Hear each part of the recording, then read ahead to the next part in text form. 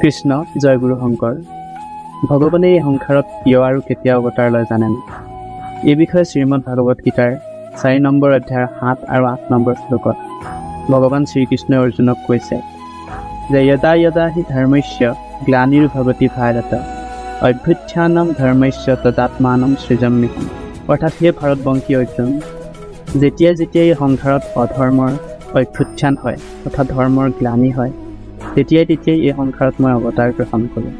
পৰিত্ৰাণায় সাধুনাম বিনাশায় চ দুষ্কৃতম ধৰ্ম সংস্থাপনাৰ্থায় সম্ভৱামি যুগে যুগে।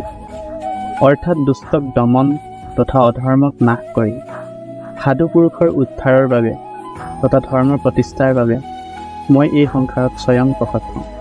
সেয়েহে আমাৰ হৃদয়ৰ পৰা অধৰ্মৰ গুণ তথা আচৰণবোৰ ত্যাগ কৰি ধৰ্মৰ গুণ তথা আচৰণবোৰ প্ৰতিষ্ঠা কৰিবলৈ শ্ৰীকৃষ্ণৰ নিস্বাৰ্থ ভক্তি আমাৰ হৃদয়ত প্ৰতিষ্ঠা কৰিবলৈ আমি চেষ্টা